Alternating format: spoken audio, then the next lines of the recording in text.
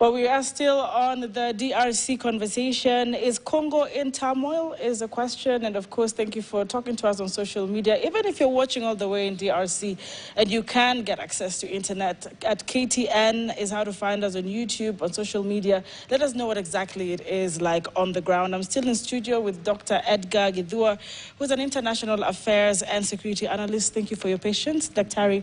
Also with us is Natalia Torrent, who is joining us live from North Kivu.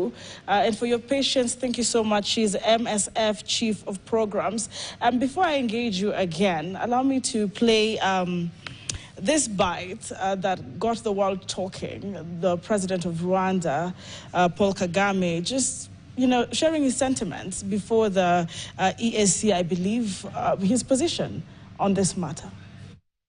You can't tell anybody and convince anybody that the actual people who are fighting now, who started this fighting we're talking about, came from Rwanda. They did not come from Rwanda.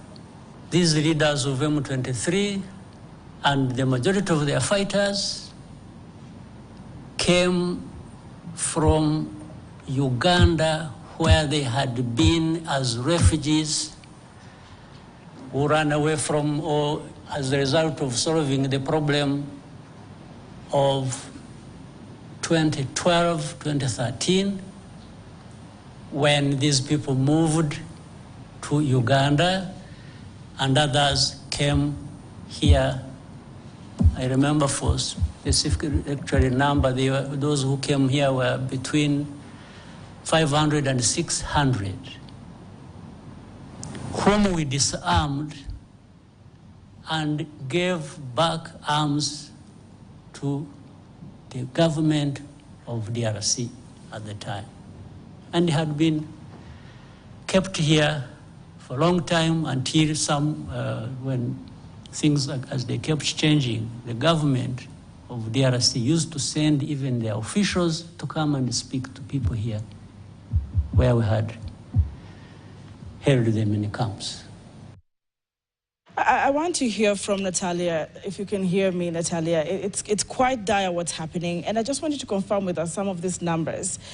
Reports are showing that at least 700 or so people in the city were killed and close to 3,000 injured as the rebels clash with DR Congo army and its allies. That is according to information that is reaching us and reports. But what is the actual picture in as far as the lives lost are concerned? You could also then, speak on the warnings of sexual violence that is being used as a weapon of war by rural groups. Is this the actual picture about the deaths and the sexual violence purportedly being carried out? Well, the numbers of the injured and the dead people in Goma and around the province is going to be difficult to understand. I mean, right now they're trying to gather information around the hospitals to understand how many patients has been accessing to care, but the figure is going to be always very complex to understand. What is a reality is that civilians has been not a spare of this violence, and we're seeing a lot of civilians, unfortunately, as well among the people that has been affected by trauma, by the bullet wounds, and as well by explosions, because ammunition and heavy munitions has been used in the battles in Goma, and that's a reality. And the reality as well is that in Congo, unfortunately, related to conflict or not, we are seeing that the cases of HGVV are increasing. For us, it's very complex to say that this is used as a weapon of war. But what we're seeing is that we have a lot of women, unfortunately, coming for us to seek for medical care because they are survivors of sexual violence. For us as a medical organization, it's very complex to put labels and to understand what's behind those violence. But what we're seeing is that civilians are not a spare, and as well women are not a spare. And I would like to make a comment, refer to what Professor David was saying. I mean, MSF as an independent organization, the way we operate and the way we have been operating in the northern part, in the northern part of Kivu, in the province, is like we don't care who is controlling an area. We care about the needs of the population. MSF has been operating in North Kivu, South Kivu for many years, and as I repeat, we operate according to the humanitarian and medical principles, the needs of the population, regardless who's controlling that area. The situation of the children, really, particularly if we could talk about that. We do understand there's displacement, etc., but if we could just specify the children as vulnerable victims or exposed to this war, what is the situation for them?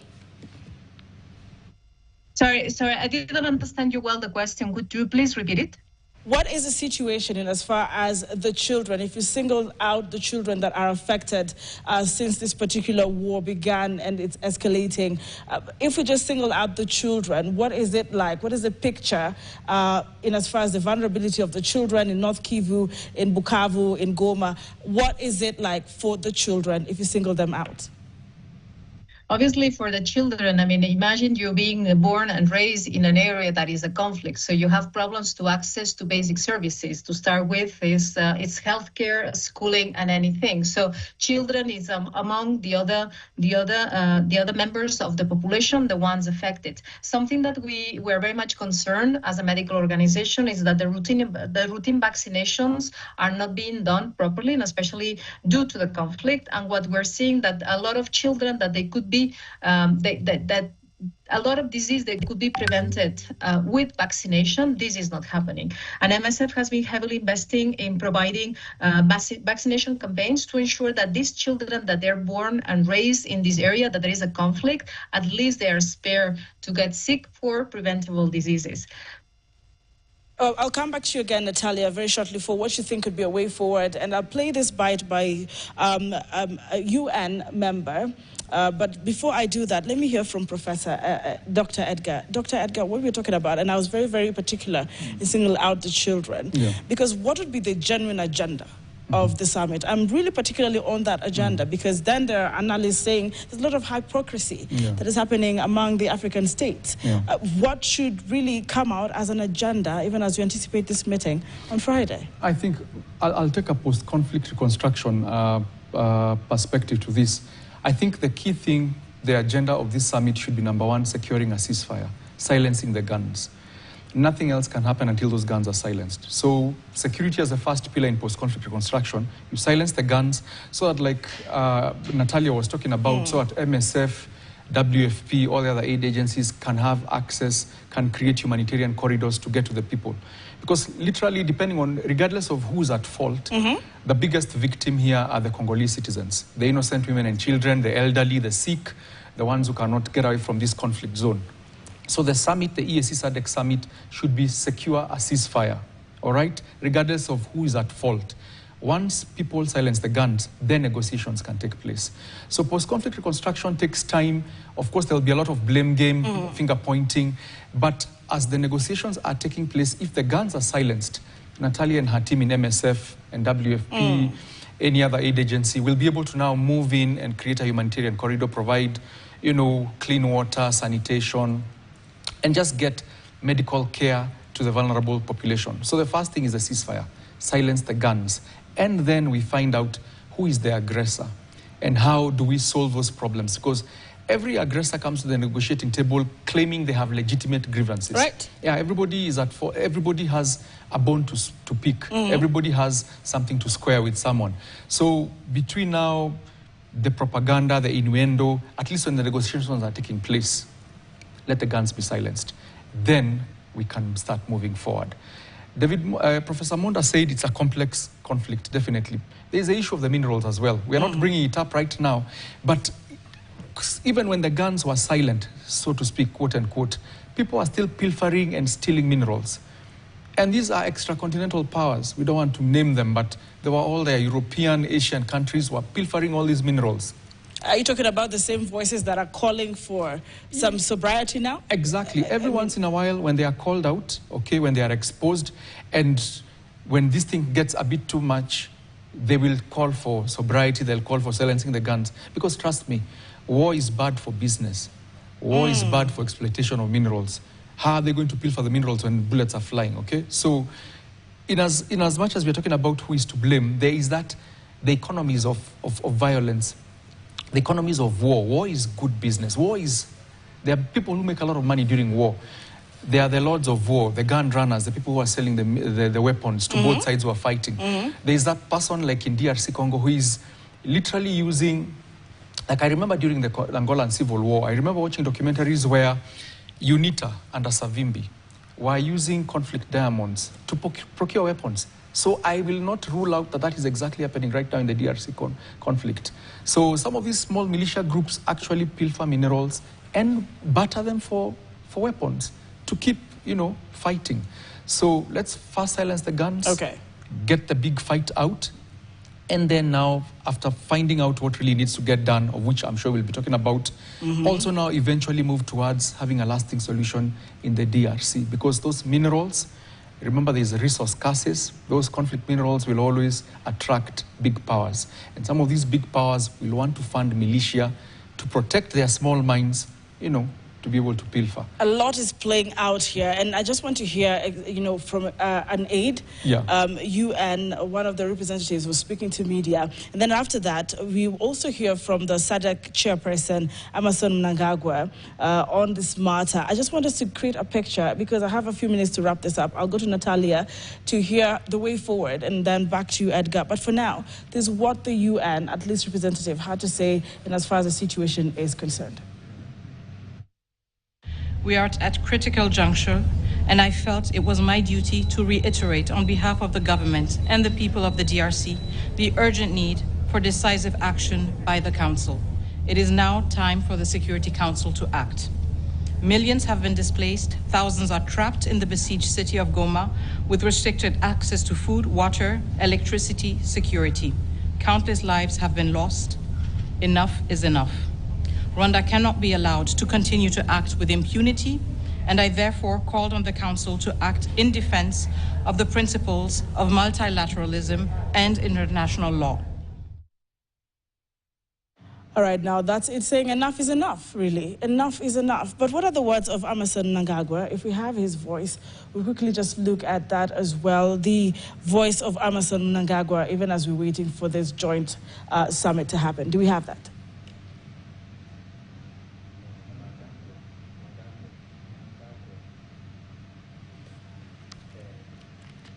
All right. Continue to do all we can to support our gallant men and women in the theater of operations and ensure that the summit DRC achieves its important objective. Now let me go back to Natalia. Natalia, just saying enough is enough. If you're still there with us, I don't know what your closing remarks would be to this conversation tonight, maybe to the government or, to the people who are now still trying to make sure that aid reaches those that need it. What would be your closing remarks tonight based on what is happening in DR?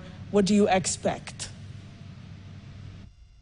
Well, definitely an humanitarian organization as us, as MSF, we have not the keys for finishing this human suffering. We know that right now what we can do is to bring a kind of a band-aid to populations that they're in huge distress and they're pretty much in a very dire situations. Solutions will not be coming from humanitarians, and solutions should be coming from politicians and should be coming from another actors. What we see is that unfortunately the population of the eastern part of Congo has been suffering for the last 30 years, and it seems that the future doesn't look any brighter.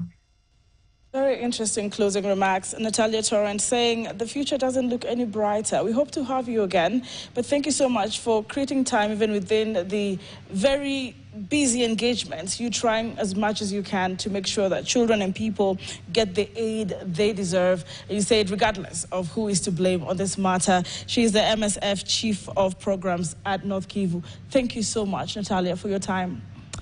All right, Edgar, I'm back with you. And like we said, you said there are other things we need to look at. Yeah. And from your perspective, in terms of security analysis, something ought to be done. You've heard what Natalia said. Yeah. Someone would say she's being paranoid, but she has said it doesn't look any better. Yeah, she should have that view because, number one, she lives with these Congolese on a day-to-day basis. She's worked there with them, listened to their histories, probably dealt with children who grew up in conflict and now taking part in the conflict. So I can understand where she's coming from and her seeing that from what she's heard, the perspective she's gathered from talking to the people. My perspective comes from me looking at it from the lens of something can be done to at least have people put their cards on the table. Number one, President Tshisekedi is on record saying he will not negotiate with M23, all right? I think in my view as a security international relations analyst, I think that is very wrong. It's a bad approach. It's a hardline approach that shows someone who does not want to end the conflict. Why does he say he's not going to negotiate with M23? Because in his view, M23 are Rwandese. And I think that's where he's losing it. He believes they should go back to Rwanda, and that is a wrong. When he changes his perspective and believes that these M23 are Congolese Tutsis who have some grievances. So sit down with them as Congolese Tutsis and ask them, what are your grievances? And they will tell him the marginalization, the promise of integration into the military. All right. Yeah, the genocide or the killings and that have been taking place in the eastern parts of Congo. If you can deal with that, we have no problem. If he can take a step in that direction, in trying to look at them as, remember, he's the president of the DRC, not the president of Kinshasa or the West. He's the president of the entire DRC. So he needs to just give them an ear, listen to them, have a structured dialogue with them, and be able to understand what that is. That is one conversation. The second conversation, in my view, he needs to talk to President Kagame as a fellow brother in the East African, summit and ask him, okay, President Kagame, man to man, president to president, what are your problems? President Kagame will tell him, FDLR, this is my problem. And then the two of them see whether they can come up with a joint solution as we're dealing with FDLR. Because in my view, if Rwanda is assured that FDLR will be dealt with, they will have no reason to meddle or to step in. Then, of course, now the resources, the minerals, that is another discussion for another day. For another day, which I hope you will be here when we discuss together with Professor Monda and Natalia Torrent, if they will have time. But thank you so much for creating time to be here. Thank you so much. I want to pave way for another show. But before I do, how about we hear what President William Ruto had to say, just a glimpse of it in 30 seconds as we wrap up the show. Escalating conflict and deteriorating situation in Eastern Democratic Republic of Congo are a grave concern to the people and governments of East Africa. Noting the worsening humanitarian crisis exacerbated by ongoing military actions, including the closure of airspace in Goma, I call for the immediate and unconditional cessation of hostilities. I emphasize the obligation of all parties to facilitate humanitarian access to affected populations and urge both sides to pursue peaceful means to resolving this tragic conflict. These alarming developments, coupled with rising diplomatic tensions in the region, underscore the urgent need for peaceful resolution to a conflict that continues to inflict untold suffering on the people, particularly women and children. As the current chair of the East African community, Kenya is aware of the region's critical responsibility in de-escalating violence and facilitating dialogue between the parties involved. All right, now there we have it, the position of President William Ruto on this matter. There's still more to discuss. We'll continue to keep our eyes on DRC and the solutions to this war. My name is Anki Dorisumbat. Marisha Awiti has been with me on sign language and a great team behind me. But now for those who love sports, it's getting bigger in a few minutes with Grandstand hosted by Brian Suma lined up for you after this break.